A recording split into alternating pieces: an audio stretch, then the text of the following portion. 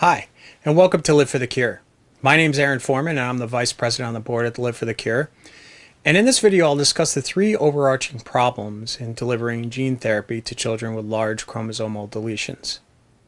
In an attempt to discuss the topics in a more understandable way, I will use similarities to something we use every day: computers. Computers are part of almost every aspect of our lives. Computers are found in our cars, our cell phones, and even our fridges. Comparing the human body to computers is actually not such a far stretch. In fact, it's interesting how computers and software are made very much in our likeness. They take over all the tasks that we find mundane and difficult. They calculate, store, remember, and they're present in very special use cases such as arts and sciences.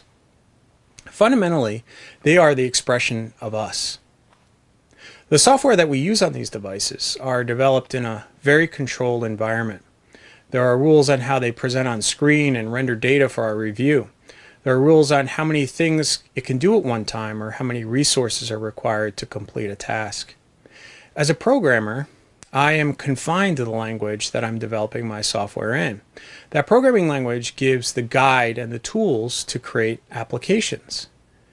When we look at the human body, we're naturally presented with a radically different set of rules, but those rules are also a guide. The fact is, we're the most complex biological computer systems on the planet. Just like computers, we have a hard drive, our brains, and when we work on something in the here and now, we're using what is similar to RAM within the computer, or random access memory. Human being software, or chromosomes, are thread-like structures inside the nucleus of our cells that carry our genes or specific genetic makeup. While 99.9% of our genes are exactly the same across every human being, it is the 0.1% that gives us our variations, our uniqueness. Inside the nucleus, the DNA looks like a ball of yarn, which are all the chromosomes intertwined. As we dive deeper and look at a specific chromosome, we see that there is a pair. Each member of the pair has a short arm, or a P arm, and a long arm, or a Q arm. Diving deeper and looking at a piece of one of those arms, you can see the famous double helix structure that composed of double-stranded molecules of nucleotide acids. The structure's building blocks are composed of base pairs. These base pair sequences make up genes that generate proteins or enzymes, depending on their purpose, which are the building blocks and functioning of all the systems in the human body. The estimated 20,500 genes that exist in almost every cell of our bodies is our equivalent of the software we use on our computers every day. And just like our computers, when there is a bug in one of those thousands of genes, it can wreak havoc across the human body. The human body has 23 pairs of chromosomes, one set from the father and one set from the mother. The chromosomes are supercoiled strands that are very tightly packed into the nucleus of a cell. They're so tightly packed that if you were to take one cell and unravel the DNA, it would stretch over 6 feet in length. And this begins the introduction of problem number one. To demonstrate this issue, I wanted to talk about a simple device, a thumb drive. These USB devices released in 2000 were the answer to overcoming the limitations of floppy disks. They were faster, no moving parts, and did not have issues related to surface scratches. The initial devices could store roughly 8 megabytes, or 3 pictures. If you can remember back to that time, how often you would struggle transferring data from machine to machine. You might want to move pictures from your desktop computer to your laptop, and 9 times out of 10 it'll tell you that you've run out of space on your thumb drive.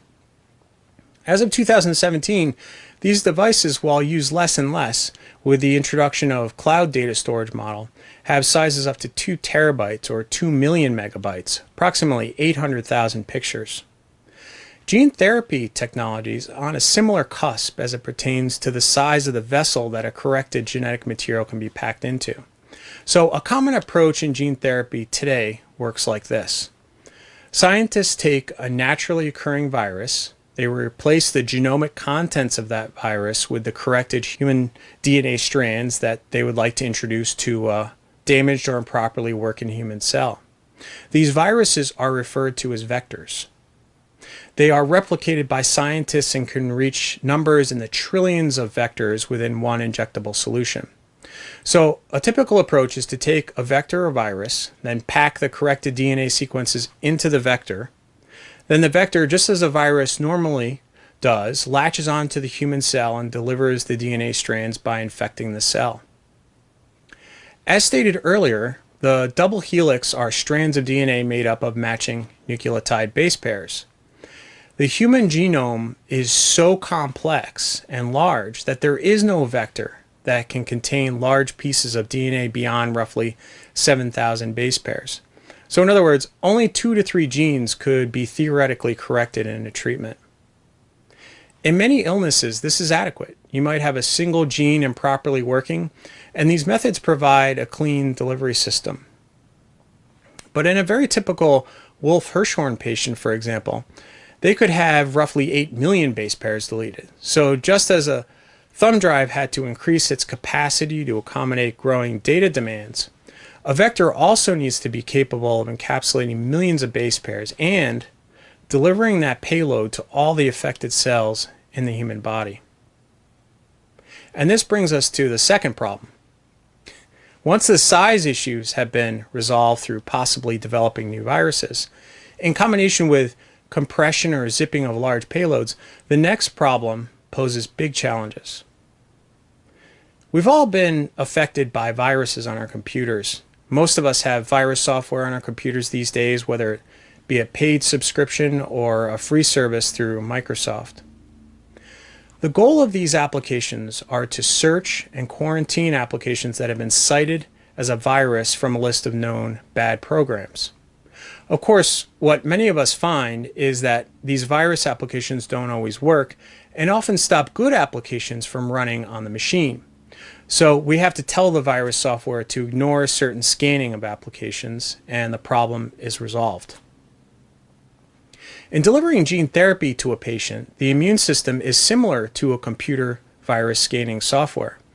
It's very smart and will kill a vector or virus that has invaded the body. The immune system identifies the vector as an intruder by looking at the outer protein shell of the virus and destroys it. So the current treatments for gene therapy have one major hurdle to overcome: the immune system. As a result, the initial treatments delivered to a patient only transfer their payload to roughly 30% of the affected cells, and subsequent treatments can be rendered totally ineffective. Just as the virus software in your computer has the ability to ignore certain programs, methods will need to be developed to prevent the immune system from destroying the vector before it delivers the DNA to the targeted cells. Once we're able to get through the size limitations and the immune system and get good genetic material into the cell, a new problem arises. Very generally, Microsoft Windows has predetermined places for your files. For example, the My Documents directory is designed as a personal area where you can store non-shared files. One of the nice things about putting it there is that it provides an easy access and protects your files from unauthorized access from other individuals. You could store a file in a custom directory, but you don't have these added benefits. A somewhat similar issue arises when placing new genetic material into a cell. Scientists are able to introduce DNA strands into a nucleus of a cell and have them effectively live on their own. So these DNA strands produce proteins and work as intended. But the one big drawback to this approach is that these DNA strands are not being regulated by the chromosome itself. Between the hundreds of genes along the DNA strand of the chromosome, it was thought for many years that this was junk DNA. Scientists could not understand the purpose or function of this junk DNA, or in other words, DNA that doesn't produce proteins. But recent studies have shown that these sequences are actually regulating the expression of the genes along the chromosome. It is instructing the genes to turn on or off depending on conditions. Thus, the chromosome is never over or under producing proteins. As a result, for a patient that has a terminal deletion to a chromosome, it is important to interlace the newly introduced DNA strands onto the terminated chromosome. This way, these new genes will be regulated by the chromosome, thus keeping the homeostasis of the cell intact. The challenge here is to use methods in nature that will force the newly introduced DNA to attach and interlace to the terminated chromosomal end, thus placing the genes where they were intended to be.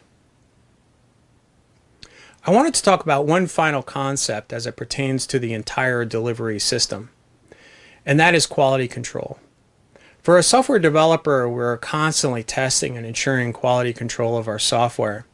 Having one mistake will introduce the famous application crashes or warning messages.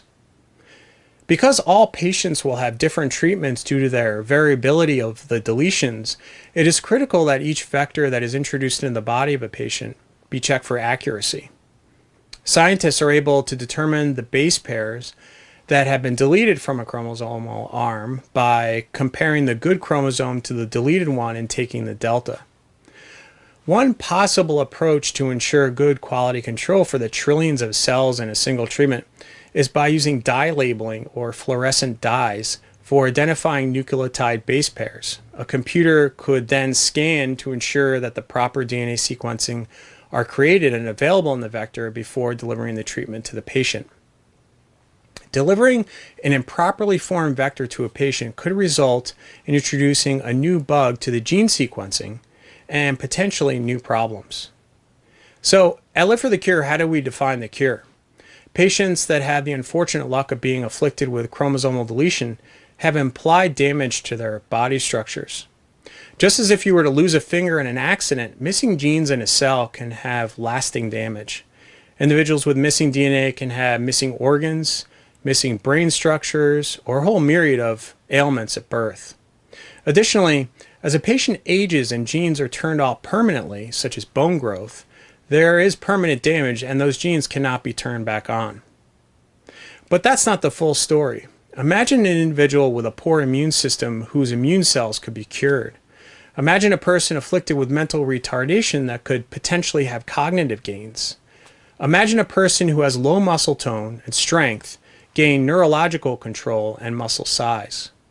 With gene therapy, all of this is possible, and more importantly, improving the lives of those that have no options.